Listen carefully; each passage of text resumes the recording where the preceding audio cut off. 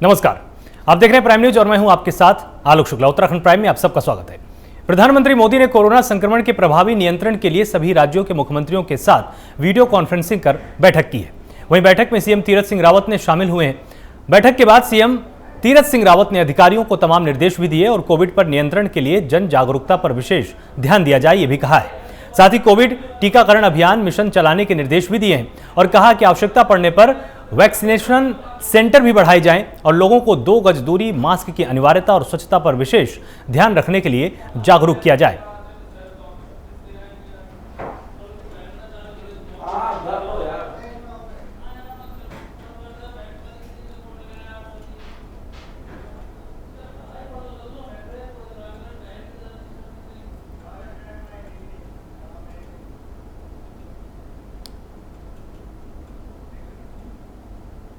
देहरादून में सीएम तीरथ सिंह रावत ने हेमवती नंदन बहुगुणा की पुण्यतिथि पर श्रद्धांजलि अर्पित की है।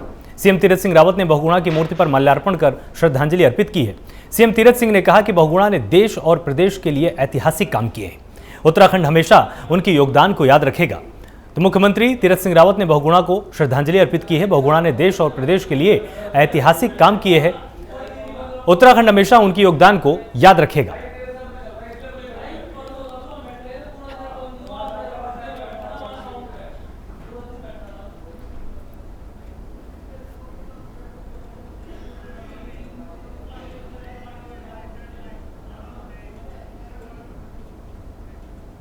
उत्तराखंड अल्पसंख्यक आयोग के अध्यक्ष डॉक्टर आर.के. जैन ने जिला मुख्यालय स्थित नगर पालिका सभागार में संबंधित विभागीय अधिकारियों की बैठक ली है। बैठक में आयोग के कार्यों और अधिकारों की जानकारी देते हुए कहा गया कि आयोग का अल्पसंख्यक आयोग का गठन समाज के अल्पसंख्यक समुदाय के प्रत्येक व्यक्ति के अधिकारों की रक्षा एवं सुरक्षा के साथ ही राष्ट्रीय एकता को बढ़ावा देना है। साथ ही उन्होंने सभी संबंधित अधिकारियों को निर्देश दिए कि अल्पसंख्यक समुदाय के व्यक्ति की शिकायतों को गंभीरता से लेते हुए उन पर प्राथमिकता के आधार पर कार्रवाई सुनिश्चित की जाए।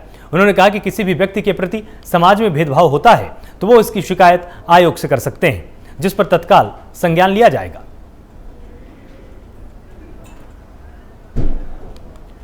तो राष्ट्रीय एकता को बढ़ावा देने पर यहां पर जोर दिया गया है और यहां यह भी कहा गया कि राष्ट्रीय एकता को बढ़ाना चाहिए। अल्पसंख्यक आयोग के अध्यक्ष की यहां पर बैठक हुई। तमाम संबंधित अधिकारियों को भी निर्देश दिए गए।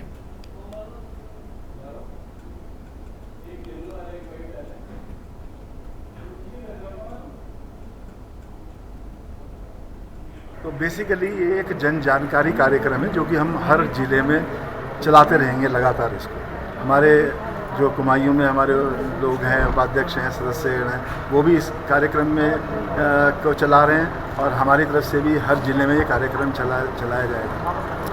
जहाँ तक समस्याएं की बात है, ये आज समस्याएं सुनने का कार्यक्रम हमने नहीं किया था। समस्याएं, लेकिन काफ़ी समस्याएं कुछ लोगों ने समस्याएं अपनी बताई हैं। चाहे वो एक मस्जिद की शिफ्टिंग का समस्याएं थी, कुछ समस्याएं थी कि वहाँ कहीं पानी नहीं किसी जगह आ रहा है, कहीं जो है सीवर का पानी आ रहा है। उस बारे में हमने उस चीज़ का संज्ञान लिया है और यथा संभव होगा हम जिस शासन स्तर से या जिस स्तर से भी उसका निराकरण होगा तो हम कराने की कोशिश करेंगे। चमोली में केंद्रीय विद्यालय गोपेश्वर में जिलाधिकारी स्वाति एस भदौरिया की अध्यक्षता में विद्यालय प्रबंधन समिति की बैठक हुई है, जिसमें विद्यार्थियों को गुणवत्तापरक शिक्षा उपलब्ध कराने और विद्यालय में जरूरी सुविधाओं को विकसित करने पर जोर दिया गया। इस दौरान जिलाधिकारी ने विद्यालय की मौजूद शिक्षण व्यवस्थाओं का भी जायजा लिया है। तो ये पूरी खबर चमोली से, जहां पर केंद्रीय विद्यालय प्रबंधन समिति की बैठक संपन्न हुई है। जिलाधिकारी ने शिक्षण व्यवस्थाओं का जायजा लिया है और जरूरी सुविधाओं को विकसित करने पर जोर दिया है और इससे संबंधित तमाम निर्देश भी विद्यालय के अधिकारियों को दिए हैं।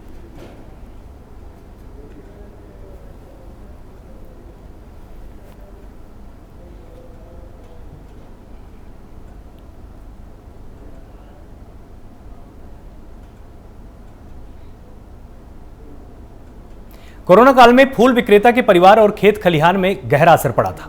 लाखों रुपए के फूल खेतों में ही पड़े हुए सूख गए। ऐसे में हरिद्वार में कुंभ आयोजित होने से फूल विक्रेताओं को काफी राहत मिली है।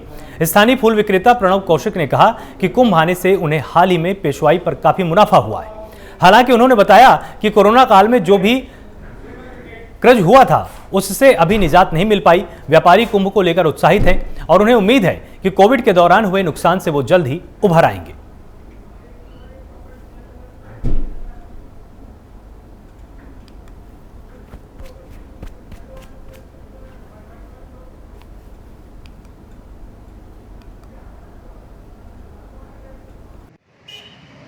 जी काम तो अच्छा चल रहा है। बीच में लॉकडाउन लग गया था, 6-7 महीने का लॉकडाउन था और सर जी बहुत दिक्कत हो रही थी हर जगह। बस ऐसा है, हर जगह भुखमरी से परेशान। वो तो ये है कि संस्थाएं चल रही थी जो यहाँ पे हरिद्वार में ना, कि दिक्कत नहीं हुई। लोगों ने बहुत दान भी करा इसमें और काम भी सबका के किसान है, किसान लोगों ने तो मेहनत करी। ठीक है, किसी ने किराए पे ज़मीन लेके उन्होंने उसको उपजाऊ करा, बोई उसको। ठीक है, और क्या कहते हैं, उनका नुकसान इतना हुआ, फूल सारा सड़ गया, सब्जियाँ सारी ख़राब हो गई हैं और दिक्कत ही दिक्कत हर जगह। काम कुम किसी का चल नहीं रहा। मजदूर आदमी को मजदूरी करता है, 100-200 रुपये 300 रुपये मिलते हैं उसको, उनका पता नहीं कैसे कैसे गुजारा हुआ। अब तो सर हर आदमी को कार्य मिल रखा है। ठीक है, हर आदमी को कार्य मिल रखा है, कार्य चल रहा है, सबका अपना अपना काम पटरी पे आ गया है धीरे धीरे सबका काम। हमारा काम भी अब सही है बहुत, क्योंकि हमने तो सर जी लॉकडाउन में हमारा तो काम बिल्कुल ही नहीं चला। हम तो घर पे बैठ गए थे बिल्कुल भी।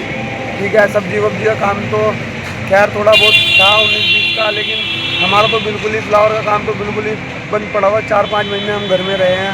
ठीक है, अब अपना थोड़ा बहुत पटरी पे आया है काम की, कुंभ चला है। कुंभ में थोड़ा जो हमारा लॉकडाउन में नुकसान था वो सारा अब हमारा बैलेंस बन जाएगा, बैलेंस हो जाएगा हमारा कार्य। ठीक है, तेज भाई में सर जी हम गुलाब वाइट की, गुलाब की, गेंदे की, काफ़ी इस तरह के फूल जा रहे हैं, लूज फूल जा रहे हैं काफ़ी। इनकी पालकी वगैरह, बगिया वगैरह इनकी सस्ती हैं, उसमें भी कार्य अच्छा हो जाता है। ठीक है, सजावट का कार्य मिलता है, इसमें सही काम हो जाता है। जो हमारा लॉकडाउन में नुकसान था ना, वो हमारा सारा एवरेज में आ जाएगा। दिक्कत तो हुई है, कोई बात नहीं, लेकिन ये है कि कुंभ जो आया है ना, इससे कुंभ से बहुत फ़र्क पड़ेगा। तो यहाँ नहीं, यहाँ से लेकर दिल्ली तक का, क्योंकि दिल्ली से भी माल आता है ना यहाँ पे, तो बहुत स्टेट को फ़र्क पड़ेगा यहाँ कुंभ के उससे। हर किसी को कार्य मिल गया, गाड़ी वाले को, रिक्शा वाले को, टेम्पो वाले को। ठीक है, टेंट वालों का कार्य चला, बैंड वाले खाली बैठे थे, बैंड वालों का काम नहीं, शादी पार्टी कुछ नहीं। ठीक है, लॉकडाउन जब तक खुला है तब तो थोड़ा सारा लगा है, बैंड वालों को भी कार्य मिल रहा है इसमें। गदरपुर में बाईपास बनाए जाने की मांग को लेकर अनाज मंडी में कांग्रेसियों ने धरना प्रदर्शन किया। इस दौरान कांग्रेसी नेता राजेंद्र पाल सिंह ने कहा कि राजनीतिक दखल के कारण लंबे समय से बाईपास नहीं बनाया जा रहा है।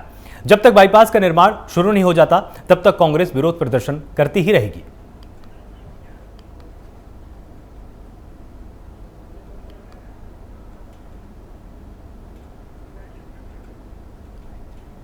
तो गदरपुर में बाईपास बनाए जाने की मांग को लेकर यहां पर कांग्रेसियों ने धरना प्रदर्शन किया है। इनका कहना है कि लगातार मांग की जा रही है, लेकिन अभी तक सरकार ने इस पर ध्यान नहीं दिया है। अगर जल्द ही सरकार ने इस पर ध्यान नहीं दिया तो हम आंदोलन को और भी तेज करेंगे। 2016 अगस्त में ये बाईपास बन जाना चाहिए था। ये इतने वर्ष हो गए, इसमें इतना विलंब हो गया। हम इस बाईपास के निर्माण का कार्य तत्काल शुरू करवाना चाहते हैं, इसलिए गदरपुर की जनता आज धरने पे बैठी हुई है। आपको कह दिया कि मामला हाई कोर्ट में लंबित है। इस तरह की अफवाहें फैलाई जा रही हैं और जानबूझकर इस बाईपास को रुकवाया जा रहा है। पहले हाई कोर्ट की दुहाई देके गदरपुर को तोड़ा गया, 3 बारी तोड़ा गया। ऐसी निकम्मी, ऐसी गूंगी बहरी सरकार क्या किसी ने देखी है पहले कभी? कुछ भी हाई कोर्ट में लंबित नहीं है। ये एक वेस्टेड इंटरेस्ट की वजह से रोका जा रहा है, हम इसको नहीं रुकने देंगे। पौड़ी जिले के 3 विकास खंडों में विकास कार्य की प्रगति को बड़ी ही सुस्ती के साथ उनके मुकाम तक पहुंचाना 3 विकास खंड के खंड विकास अधिकारियों को अब महंगा पड़ गया है। जिलाधिकारी से विकास कार्यों की प्रगति से खुश न होने पर विकास खंड बीरो खाल, जयहरी खाल और पोखड़ा के खंड विकास अधिकारियों के साथ ही विकास कार्यों से संबंधित विभागों से जवाब मांगा गया है। साथ ही साथ 1 हफ्ते के अंदर कार्य प्रगति के निर्देश भी दिए गए। दरअसल जिले के 15 ब्लॉकों की समीक्षा बैठक में कई विभाग सालाना लक्ष्य को पूरा तक नहीं कर पाए हैं। ऐसे में जिलाधिकारी ने कड़ी फटकार लगाई है और जिलाधिकारी ने जिला विकास अधिकारी को पार्क प्रशासन को नोटिस जारी करने के निर्देश जारी कर दिए हैं।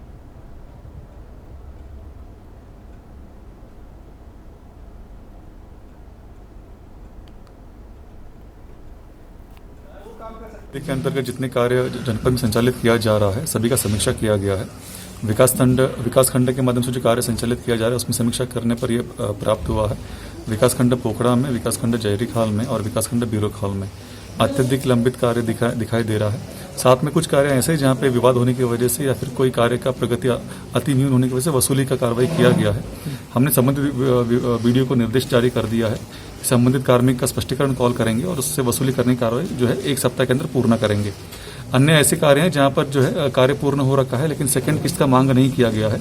ऐसे कार्यों के लिए मैंने उनको 1 वीक के अंदर समस्त कार्रवाइयां पूर्ण करते हुए द्वितीय किस्त की मांग करने का अनुरोध किया, ताकि हमारा वित्तीय प्रगति भी और कार्य की पूर्ति दोनों सुनिश्चित किया जाएगा।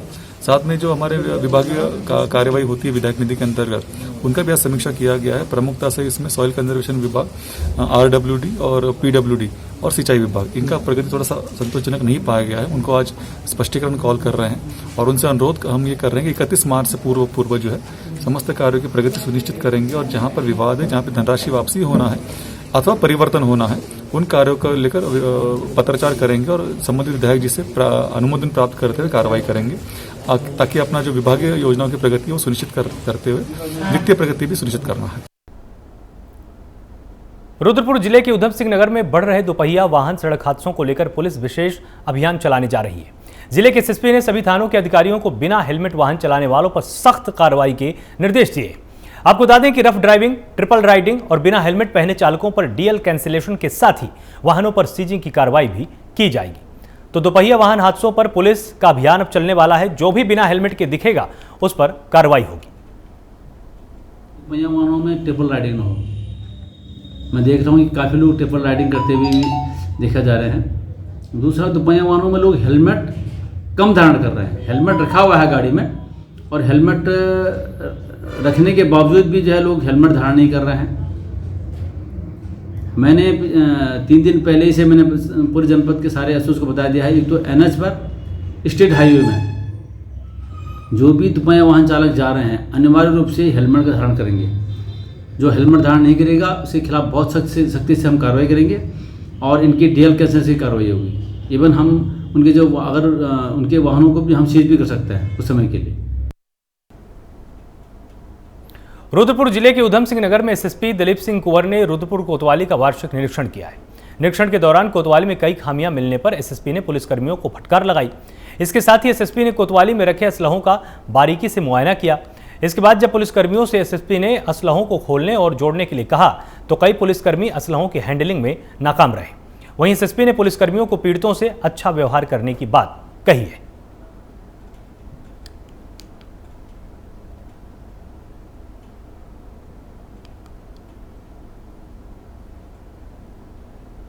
गर्मी का सीजन बढ़ते ही जल संस्थान के दिन प्रतिदिन चुनौती सामने आ रही है। हल्द्वानी शहर की प्यास बुझाने वाली गौला नदी में पानी की उपलब्धता को लेकर भारी कमी आने लगी है।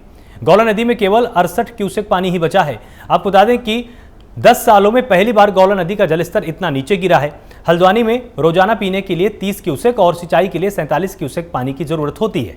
जल संस्थान के अधिकारियों का कहना है कि इस बार बरसात कम होने के कारण पानी कम हो रहा है, लेकिन गर्मी के सीजन में ट्यूबवेल की मोटर न फूंके इसके लिए जल संस्थान अभी से काम करने की योजना तैयार कर चुका है, जिसके चलते गर्मी में शहर के लोगों को पेयजल की लत से न जूझना पड़े। शीतकालीन वर्षा है वो बहुत ही कम हुई है।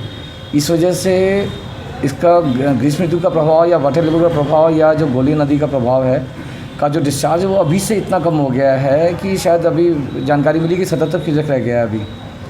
तो ऐसी स्थिति में दिक्कतें तो कुछ आएंगी, लेकिन ट्यूबवेल्स तो काफ़ी बने हैं, तो हम पूरी कोशिश करेंगे कि ट्यूबवेल्स के थ्रू चीज़ों को मेंटेन किया जा सके और ट्यूबवेल्स में ब्रेकडाउन ना हो। इस चीज़ के लिए पूरी प्लानिंग की जा रही कि जितना हम ब्रेकडाउन को अवॉइड कर सकते हैं वो किया जाए, क्योंकि गोला पे पानी तो वहाँ नहीं बढ़ाया जा सकता, बट हम अपने इस ब्रेकडाउन को कम करके हम उसकी कोशिश करेंगे कि हम पानी लोगों को दे पाएँ समुचित मात्रा में गर्मी में। देहरादून में IAS अधिकारी रणवीर सिंह चौहान ने महानिदेशक सूचना कार्यभार का पद संभाल लिया है। सूचना भवन में रणवीर सिंह ने सूचना विभाग के अधिकारियों के साथ बैठक भी की है। IAS रणवीर सिंह के पास परिवहन और MDDA विभागों की जिम्मेदारी है। तो IAS अधिकारी रणवीर सिंह ने अपना कार्यभार संभाल लिया है और सूचना विभाग के साथ वो बैठक भी कर रहे हैं। MDDA विभागों की भी उनको जिम्मेदारी सौंपी गई है।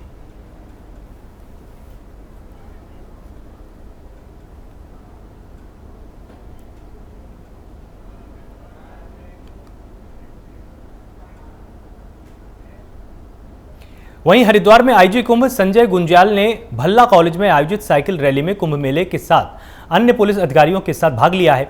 कुंभ मेला पुलिस ने 23 साइकिलें खरीदी, जिनका उपयोग आने वाले शाही स्नान पर्वों के दौरान भीड़भाड़ और सकरी गलियों में आने जाने के लिए किया जाएगा। दरअसल हरिद्वार में कुंभ स्नानों के दौरान हर की पड़ी और आसपास के कोर एरिया में श्रद्धालुओं की भारी भीड़ उमड़ती है, जिसके चलते किसी भी जगह आने जाने में बेहद दिक्कतों का सामना करना पड़ता है। स्नान पर्वों के अवसर पर आवागमन में आने वाली इन्हीं समस्याओं को देखते हुए साइकिल के उपयोग का निर्णय लिया गया है।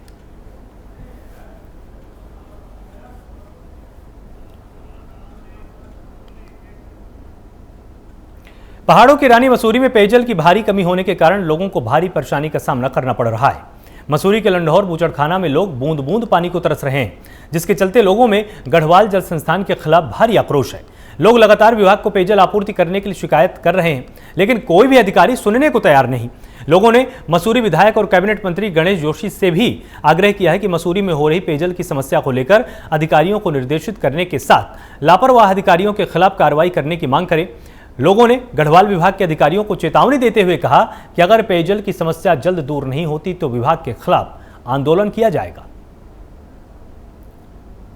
काफ़ी दिन से पानी नहीं आ रहा, बहुत परेशानी हो रही है और बार बार मैं फ़ोन किए जा रही हूँ। एक दिन आता है फिर बंद हो जाता है, तो पानी की बड़ी दिक्कत हो रही है। ऐसे में अभी तो सीजन भी शुरू नहीं हुआ, अभी से ये दिक्कत है तो आगे तो और हालत खराब। इसीलिए हमें पानी देखिए, पानी तो चाहिए जिंदगी में, पानी के बगैर तो कुछ नहीं। मैंने 3, 4, 10 फोन किए होंगे, कहीं ये सुनाई नहीं होगी। मेरी बात तो सुन के राजी नहीं ये लोग। तो आप क्या मांग कर रहे हैं आप कि पानी अच्छी तरह हमें मिले? और क्या, हम जब टैक्स दे रहे हैं, सब पानी के चार्जेस दे रहे हैं, सब कर रहे हैं, तो फिर पानी तो मिलना चाहिए। टिहरी के रानी चौरे में उद्योग विभाग की ओर से आयोजित एक कार्यक्रम में शामिल हुए मुख्य अतिथि डॉक्टर अनिल प्रकाश जोशी। उन्होंने कहा कि गांव की आर्थिक रीढ़ महिला शक्ति है और महिला शक्ति को आगे आकर चुनौती को स्वीकार करते हुए अपनी मजबूती के लिए काम करना होगा। व्यवस्था में सुधार के लिए हर व्यक्ति की भागीदारी जरूरी है। केवल सरकार के भरोसे बैठकर हम गांव से पलायन नहीं रोक सकते हैं। इस मौके पर उन्होंने आराधना लघु उद्योग के संचालक संजय बहुगुणा और सुषमा बहुगुणा द्वारा स्वरोजगार की दिशा में किए जा रहे कामों की सराहना भी की है। एक बड़ा सामूहिक सवाल है। जैसे ही बांधों की बात होती है, पावर प्रोजेक्ट की बात होती है, हम 2 टुकड़ों में बढ़ जाते हैं, एक पक्ष में एक विपक्ष में। क्या ये हमसे झगड़े कराएंगे? सवाल ये भी होता है। तो मुझे लगता है कि जो पक्ष और विपक्ष है, पहले उन्हें मिलना चाहिए और निर्णय लेना चाहिए। अगर डूबना ही हो तो सब डूबे और बचना हो तो सब एक साथ खड़े हों। क्योंकि मैंने अक्सर देखा है कि जब भी इस तरह के मुद्दे खड़े होते हैं तो एक पक्ष और एक विपक्ष में चला जाता है। सरकारें हंसती हैं।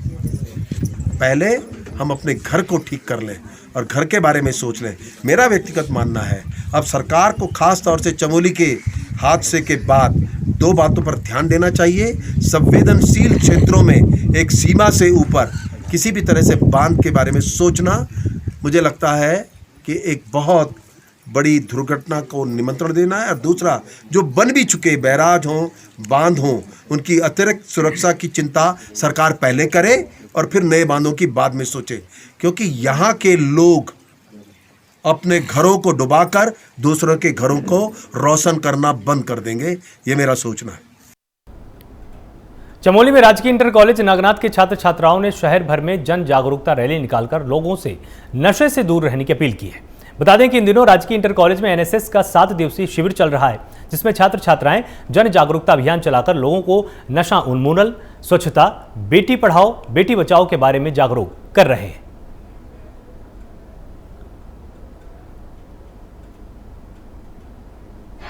जैसे आज कैंप का 4था दिन है, तो हमने आज मतलब स्कूल गए पहले, फिर घर वहाँ से हमने एक वो बनाया ग्रुप अपना एनएसएस का जो है, सभी बच्चों को फिर एकत्रित किया हमने। हमारे सर हैं किमोड सर, उन्होंने बहुत सहयोग किया क्योंकि वो इस कैंप के वो हैं कार्यक्रम अधिकारी हैं। तो जैसे हम वहाँ गए तो हम फिर क्रम से यहाँ देवस्थान से होकर पोखरी तक आए। हमने एक रैली निकाली आज है जो है कि नशा मुक्त उत्तराखंड, संस्कार युक्त उत्तराखंड। इस पे हमने बहुत बातें की। सर ने बताया था कि जैसे हमने डंडियां बनानी है और उस पे हमने नारे लिखे, तो समाज को प्रेरणा देनी है सर हमने कि हमने नशा नहीं करना है। खुद हमने जैसे अपने घरों में अपने पापा को हम बता सकते हैं कि पापा जैसे आप शराब पियोगे तो हम आपसे बात नहीं करेंगे, हमारा यही मुख्य लक्ष्य है कि हम खुद प्रेरित हो जाए और दूसरों को भी प्रेरणा दे। हमारा ये लक्ष्य है कि तभी हमने ये रैली निकाली है और हमने आज पूरे पोखरी में ये नारे चलाए। हमारा ये समाज को जागृत किया हमने कि हमारा उत्तराखंड जब शराब छोड़ देगा तो वो आगे तभी बढ़ पाएगा। हम देख रहे हैं कई होते हैं ऐसे। हमारा जो ये NSS का कार्यक्रम है, राष्ट्रीय सेवा योजना इकाई नागनाथ, या माने जो सारे उत्तराखंड में जो ये कार्यक्रम चलता है, इसका मुख्य उद्देश्य जो है समाज को जागरूक करना है। और इसमें स्वयंसेवी बच्चे जो हैं समाज में विभिन्न कार्यों को करते हुए समाज सेवा के समाज को माने मतलब जागरूक करने के लिए जो है पर्यावरण के संबंध में पर्यावरण या गंगा स्पर्श, मृदा प्रदूषण या तमाम वनों की आग को न लगे या किस प्रकार से जो हमारा समाज आगे बढ़े, इसके लिए जो है हमारे ये स्वयंसेवी बच्चे जो हैं इन कार्यक्रमों को इन कैंपों के माध्यम से चलाते हैं। हमारे कैंप का आज चौथा दिन है और हमने इससे पहले जो है इस वर्ष कोरोना के कारण जो है कैंप विद्यालय में लगे, जबकि इनको पिछले वर्षों तक गाँव में लगते थे और देर रात्रि के होते थे। इस साल जो है केवल डे का कैंप है, 7 दिवसीय कैंप का चौथा दिन है और हमने इसके अंतर्गत विद्यालय में जो है विद्यालय की नर्सरी बनाई, वहाँ पे जो है विद्यालय गार्डन बनाए। बच्चों ने जो इस कार्यक्रम हमारा ये है कि हमारे अपर शिक्षा निदेशक महोदय श्री महावीर सिंह बिष्ट जी का संदेश था हमको कि इस वर्ष जो हमारा जो मुख्य उद्देश्य रहेगा कि नशा मुक्त उत्तराखंड और संस्कार युक्त उत्तराखंड, क्योंकि हमारे समाज में जो है इसका प्रचार प्रसार, नशे का प्रचार प्रसार बहुत होता जा रहा है और गरीब जो लोग होते हैं उनके सामने बहुत बड़ी समस्या आती है कि हम कैसे जो है इस अपने कार्य को करें, क्योंकि बहुत ही ज्यादा व्यवस्था करनी पड़ती है इसके लिए, शराब की व्यवस्था करनी पड़ती है। अगर ये न रहे हमारे बच्चे जागरूक हो जाएं, ये कहेंगे पापा अगर मेरी शादी में अगर आप शराब का परोसेंगे तो मैं शादी बिल्कुल नहीं करूंगी। ये हमारे अधिकारी महोदय का ये था कहना था कि आप इस प्रकार से इन कैंपों को चलाएंगे। तो हमने भी जो है जन जागरण के माध्यम से अपने बच्चों को यही समझाया कि बच्चे, और उन्होंने एक संकल्प पत्र और शपथ पत्र की समाज के लोगों को शपथ दिलानी है और जो है संकल्प पत्र बनवाने। उनका मतलब ये नहीं था कि भाई हमारे ये बंद हो जाएं। ये सेवा योजना का जो आज का कार्यक्रम है, यह जो हमारे अपर निदेशक महावीर सिंह बिष्ट जी द्वारा चलाई जा रही मुहिम नशा मुक्त उत्तराखंड, संस्कार युक्त उत्तराखंड के परिप्रेक्ष्य में जनता को जागरूक कराना है। हमारा उद्देश्य है कि जो हमारे पहाड़ों में जो ये शराब की जो घटनाएं बढ़ती जा रही हैं, जो हमारी यूथ है आज की जो ये गलत दिशा में जा रही है, उनको एक सही मार्ग पर लाए। कैसे हम जन जागरण के माध्यम से हम जनता को जागरूक करें कि हमें उस गलत पथ पर नहीं जाना है। ये सब चीज़ें समाज को बिगाड़ती ही हैं, ये समाज का भला नहीं करती हैं। आए दिन हम देखते हैं कि जैसे इसकी थीम है कि शादियों में जो शराब का जो बढ़ता प्रचार प्रसार है, उसके कारण कई घटनाएं देखने को मिलती हैं। दूसरे दिन कई गुट आपस में भिड़ जाते हैं और दूसरे दिन कई लोग हॉस्पिटल में पाए जाते हैं, कई लोग थानों में पाए जाते हैं। तो इससे जो शादी का जो असली जो अर्थ है वो खराब हो जाता है। इससे सारा मजाक किरकिरा हो जाता है और इससे लोगों की भावनाएं भी एक दूसरे के प्रति खराब होती चली जा रही हैं। समाज में एक दूसरे के प्रति लोग खेद या ऐसी हीन भावनाएं रखते हैं। चमोली में जिला सड़क सुरक्षा समिति की इस साल की पहली त्रैमासिक बैठक कलेक्ट्रेट सभागार में संपन्न हुई, जिसमें सड़क दुर्घटना की रोकथाम के लिए प्रभावी कदम उठाने पर जोर दिया गया। सड़क निर्माणदायी संस्थाओं को सुरक्षा के पुख्ता इंतजाम करने के निर्देश भी दिए गए। अपर जिलाधिकारी ने कहा कि बद्रीनाथ नेशनल हाईवे पर जहां पर भी दुर्घटना होने की संभावना है, वहां पर प्राथमिकता से सुरक्षात्मक उपाय किए जाएं। उन्होंने दुर्घटना संभावित स्थानों में parapet, crash barrier, डेलमिनेटर, speed limit के लिए चेतावनी बोर्ड लगाने के निर्देश भी दिए। उन्होंने कहा कि अप्रैल के पहले सप्ताह में पूरे राष्ट्रीय राजमार्ग का निरीक्षण किया जाए। अधिकतर जो हमारी पॉइंट्स थे वो डिस्कस हुए कि जो चारधाम का मार्ग है उस पर कोई भी प्रॉब्लम ना हो, यातायात सुचारू रूप से चल सके। जो भी उसमें प्रॉब्लम्स है 15 अप्रैल तक हमने टाइम दिया है कि सारे पॉइंट्स सॉल्व हो जाए और उसके बाद सर्वे हो तो किसी यात्री को कोई भी दिक्कत ना हो। उत्तराखंड प्राइम में फिलहाल इतना ही। आप लगातार जुड़े रहिए प्राइम न्यूज के साथ। नमस्कार।